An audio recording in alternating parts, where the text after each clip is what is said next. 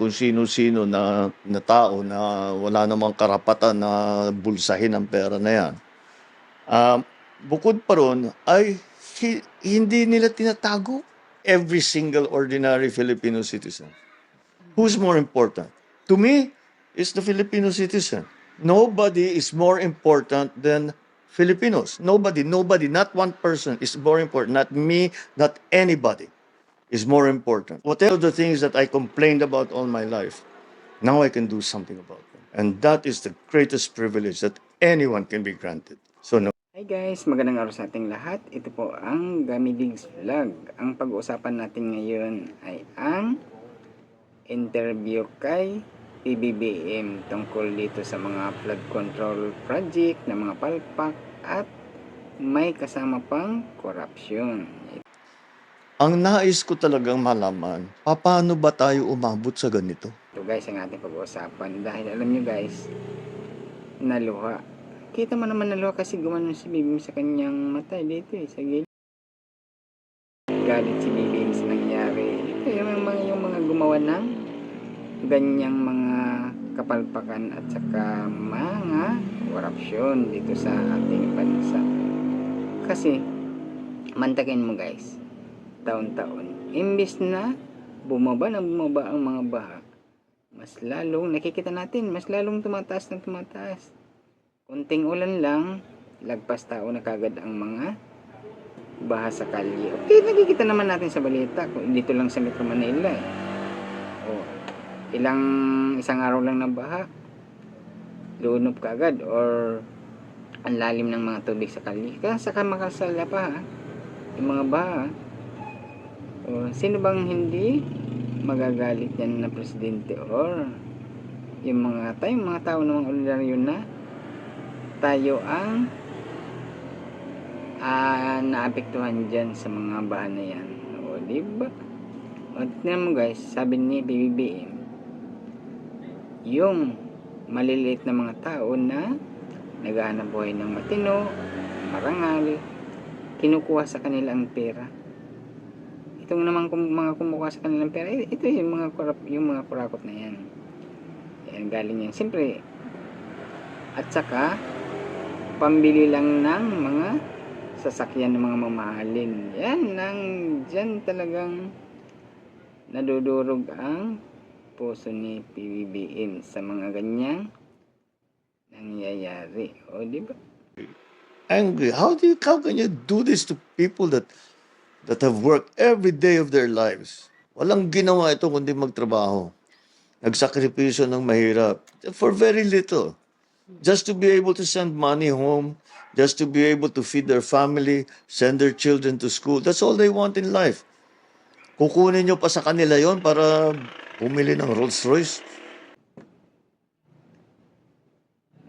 Talagang malwalo siya sa kanyang mga nakikita. Personal mismo niya ang pinupuntahan ng mga iba't ibang klase mga project na mga palpak at saka walang ginawa. Kung may ginawa man, mga walang kwentang gawa. Yung mga simento, mga roropo, yung mga bakal maliliit. Dapat sabi ko nga, kung gagawa kayo ng mga project, sabihin nyo ito, 50 years hindi ito masisira, 100 years hindi ito masisira. Ganun dapat ang paggawa natin para ang pangalan natin, kung sinong gumawa ng mga project na matitibay, hindi kayo makakalimutan ng tao. Yan, mas lalo pa kayong pupurihin.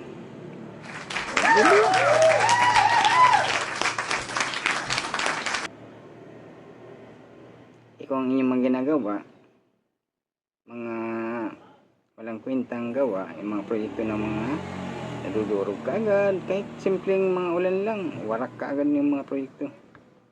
Ibig sabihin, taon-taon na lang kayo kumikita. Ganun ba yun? Yay!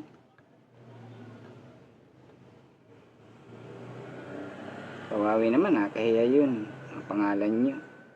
Kaya nga, yung sinasabi ko, yung mga korupsyon na yan, parang malawakan ano na eh, garapalan na eh. Tingnan mo naman, hindi lang isang probinsya ang mga nangyayari dyan. Buong Pilipinas, halos buong Pilipinas. May ikot eh. O buti kung dito lang sa isang lugar, isang bayan na to. Meron pumalpak na pulis. Pwede pa natin matanggap yun, pero kung lahat na lang ay nako. Para naman tayong ginawang mga bata isip na hindi natin maintindihan sila. O, di ba? Ano kaya ang mga iniisip ng mga yan habang bumabaha? Siguro tuwan-tuwa kasi isipin nila. Yan, masisira na naman ang ating gawa. Ang susunod, sira na naman yan. Ganun siguro ang kanilang mga iniisip. Kung gagawa sila ng matitibay, ang sasabihin nila, matibay yan. Kahit ano kapakalakas dyan ng mga ulan, hindi yan matitibag. Pupuri ka pa ng lahat. O, diba? Yan ang kinagagalit ni PBBM sa inyong mga kurakot kayo. Sabi niya, dekada na daw ito nangyayari.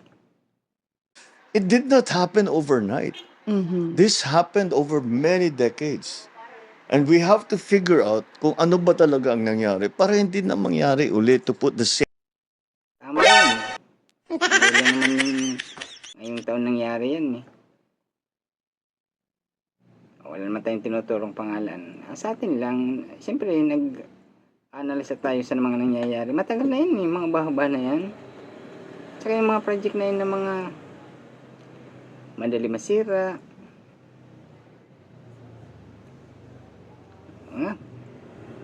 Sa probinsya nga lang namin eh. Mga kalsada. Grabe, warak-warak lagi. Sabi ko na nga, dapat gumawa kayo ng pinakamatibay na gawa para ang matagalan yan. Alam ko sa pinapanood ko yung interview niya ni PBBM, ramdam niya ang pagkadismayan niya. Oo, kita mo naman sa kanyang mukha eh. Talagang galit siya. Ngayon, ay magbubuo siya ng mag-imbestiga dyan. And what can we do?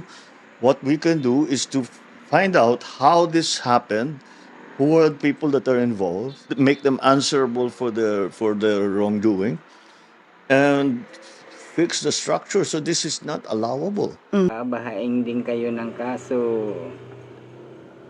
O, tama yun. Kasuhan ng mga yan para di na pamarisan. Yan. Kaya ngayon eh, nagkukumaw kung sino-sino mga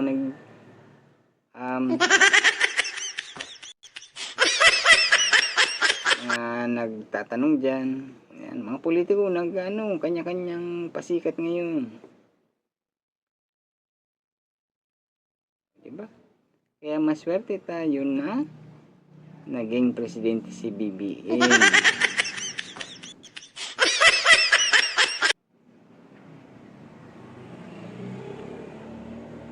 Kasi pinaklat niya o hinanap niya talaga kung anong pinanggagalingan o anong sakit talaga nito sa bahan na to. O diba? Natuntun niya doon nga sa mga project nang gagaling ng mga walang kakwinta-kwinta. Nagawa ba yan ng dati? Hindi. Puro lang kasi joke ang ginagawa eh. Diba? Dati kasi joke lang eh. Dito tayo kay BBM. Talagang seryoso. O, di ba? Kung sino pang binababa sa paningin nila, siya pa ngayon ang pinakamagaling. O, anong masasabi ninyo? Yan. Yan yung kasunti. Pwesto na yan. Nagpapakayaman. Sino? Yung mga gahaman sa pera. O yung mahihirap, pakakain lang ng 3 beses sa isang araw. Tuwan-tuwa na. Sila, hakot ng pera, hindi pa natutuwa. Gusto pang pumasok sa politika. O diba? Talagang hindi sila kontento sa kanilang kinikita. Malaki na nga ang na kukuha nila sa mga proyekto. Di pa talaga kontento. Oo nga, oh. Kaya nga, yung ating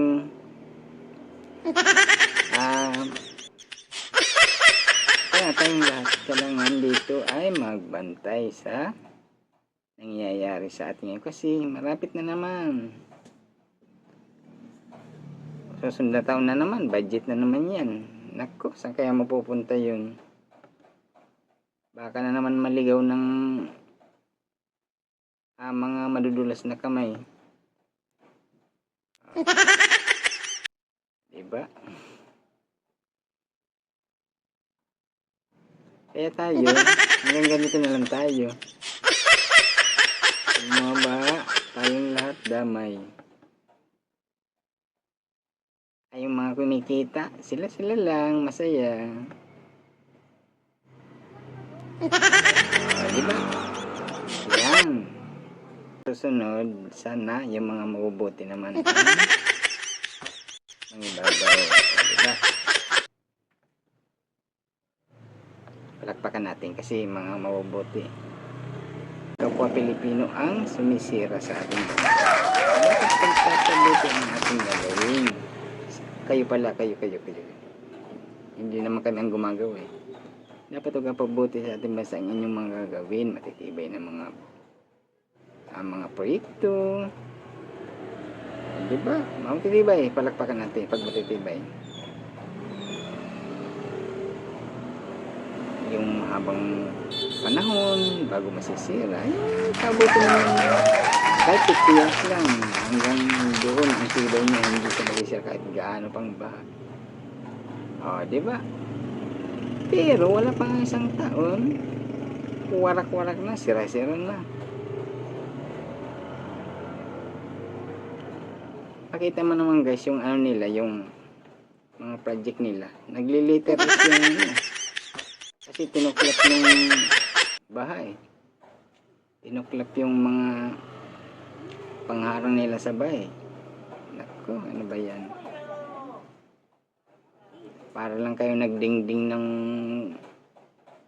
karton sa na yan, gilid ng mga sapa. Dapat makakapal ng mga dike, matataas, matitibay, daming bakal para laban. Pag may mga baha, hindi matutuklap. Kailangan yung simento, patibayin ng husto. Ayun naman yan. Ay, naku. Pero guys, ito yung nakita ko sa interview kanina kay BBM. Talagang luha siya. Galit yun. Kulang na lang mura din yun. Kung sisik. Beans yun. Nako. Mura naman ang abuhin. Oo. Kahit naman sino eh. Tayo nga. Natatawa-tawa lang tayo dito. Pero namiss din tayo. Tingnan mo naman. Grabe yung mga kayamanan nila. Oh, ngayon, nahuli na kayong lahat. Kayo naman yun ang babahain ng luha. Buti nga sa inyo. Okay naman ngayon ang problema. Hindi na kami. Kasi hindi kayo tatantanan ni Pangulo. O, di ba? O, kaya kasi mga pasaway eh.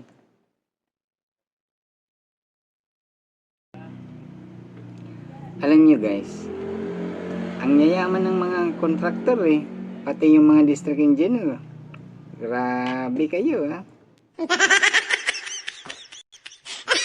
Talagang inuubos nyo ng pera ng Pilipinas. Mapunta lang sa inyong lahat. Sinasayang pa nila yung pera. Pinaghihirapan nila na makuha yung malaking pera na sa mga proyekto nila. Tapos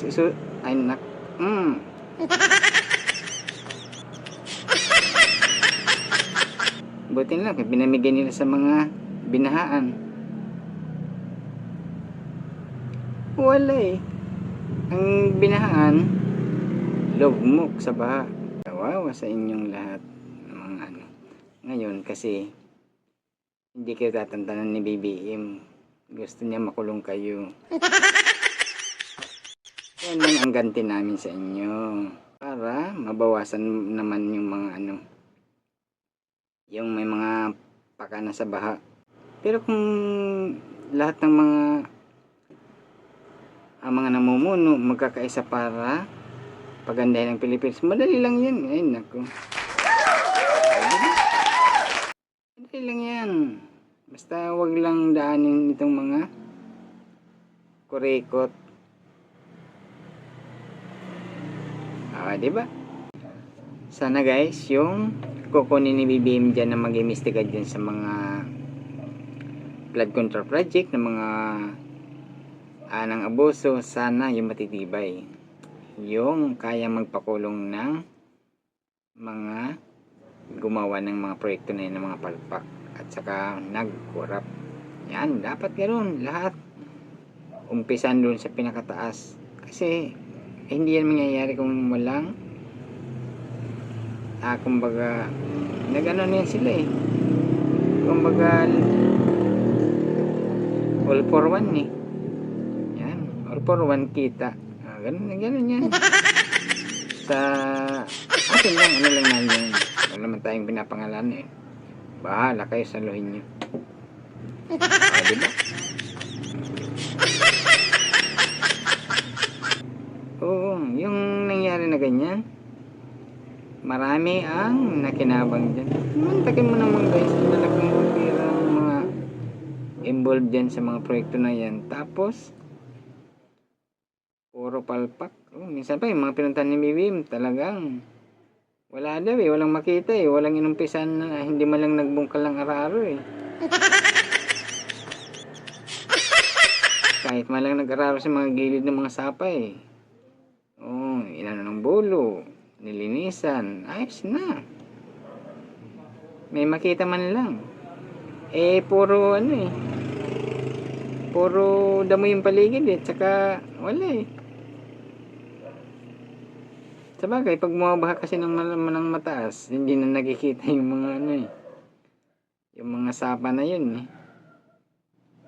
Kaya yun lang siguro pinagbabasihan nila eh. Tapos na. Kawawi sa inyo. Ngayon kasi habulin na kayo ng mga mag-iimbestiga dyan. Ala, yun na. Ngayon iyak-iyak na kayong lahat. Dati tawa-tawa lang kayo dahil malalaking kinikita ninyo, binubulsa, punong-puno yung mga bulsa nyo. Ngayon iyak-iyak kayo. Bahala kayo sa mga bahay ninyo. Di ba grabe eh, walang taon-taon na lang ganyan, kahit papalit-palit tayo ng presidente, ganun ba rin nangyayari? baha doon, baha dito. Ay nako. Kaya kailangan pag may nakulong dyan, sana hindi na pamarisan. Sabi ko nga, dapat pag nag-hearing, magdala ng isang timbang, tubig galing sa baha. Doon, maghilamos sila doon, tsaka maghugas ng kanilang mga kamay. Kasi puro na, kamay nila, puro na dumi ang dumi ng baha ng pera eh. Ay nako. Kawawa naman ang bansang Pilipinas na ganito. Bakit doon nabibigay sa mga korap na mga kontraktor? Doon yung nabigay sa mga matitino. Ang hirap yung nagano yan eh. Yung mga nagpapa bidding dyan eh. Doon binibigay sa mga kurakot na mga kontraktor eh. Hindi marunong maggawa ng mga proyekto eh. Kasi kung marunong yan, hindi patitili ang gawa. Sabihin, hindi sila marunong maggawa ng kanilang mga proyekto, kung ano man yung mga project na yan. Mga walang alam ang kanilang mga kinukuhang mga kontraktor. Yung mga workers, walang mga alam. Hindi nga marunong magtimpla ng simento eh, tsaka graba eh. Kaya naman pag pinagpok nila, puro buhangin. Pag kinuskus nila yung dike, puro buhangin ang lumalabas. Wala man lang katibay-tibay. Ay nako. Pag dinaanan niya ng baha na may kasamang mga bato, di warak ka agad. Di ba? Pero may nakita akong project guys. Totoo, ang ganda. Ilang beses na inapaw ng mga baha. Hindi na dadali yung mga yung mga niya. Palakpakan natin kasi maganda to eh. Totoo ito. Ilang beses na yung binabaha. Maapaw pa nga. Hindi natitibag ang yung mga harang niya sa gilid, yung mga dike niya, yung mga bakal na mga tapos may wala, hindi natitibag. Kailangan kaya ito papalakpakan natin. Alam mo ito? Hindi ko lang sasabihin kasi baka gayahin pa ng mga ng mga kontraktor eh.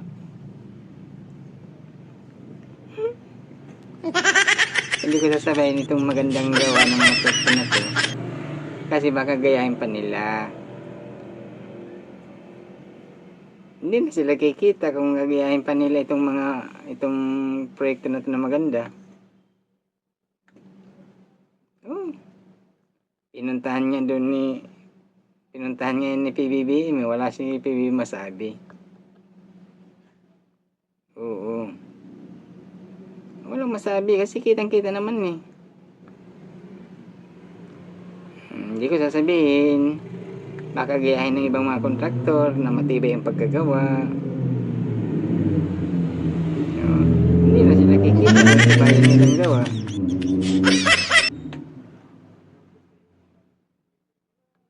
Diba? Totoo, doon lang ako sa presidente natin, naiyak talaga doon sa interview sa kanya.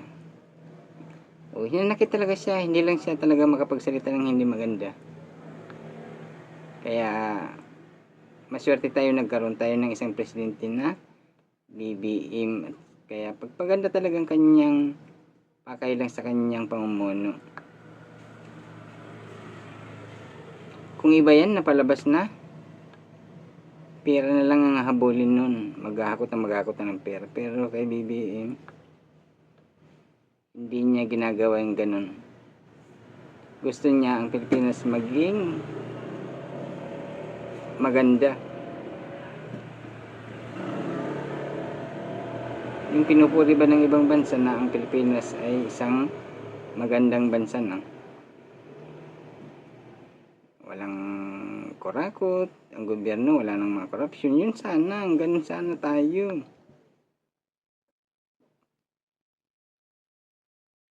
Sana itong mga nangyari, ito na ang katapusan ng ganyang mga madidilim na mga nangyayari. Palitan naman ng liwanag yung mga mabubuti naman ng mga gagawa sa ating mga proyekto na ikagaganda ng ating bansa. O, di ba?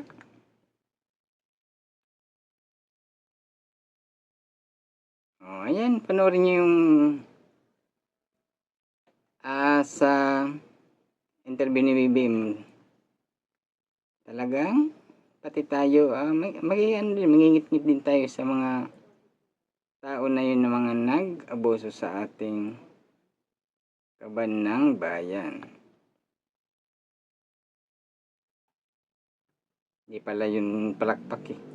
Dapat doon eh. Horror. Nag-abuso na nga ng kaban ng bayan, nagpalakpak pa ako. Ano ba yan? Dapat dito. Guys, yan, hanggang dito na lang ang ating hinaing. Tayo nag-ano lang naman din tayo ng ating mga hinaing sa ating mga nakikita na sanay. Tapos na yung mga hindi magandang mga pangyayari at palitan na ng pagpapala ng Pilipinas. O, di ba? Hanggang dito na lang.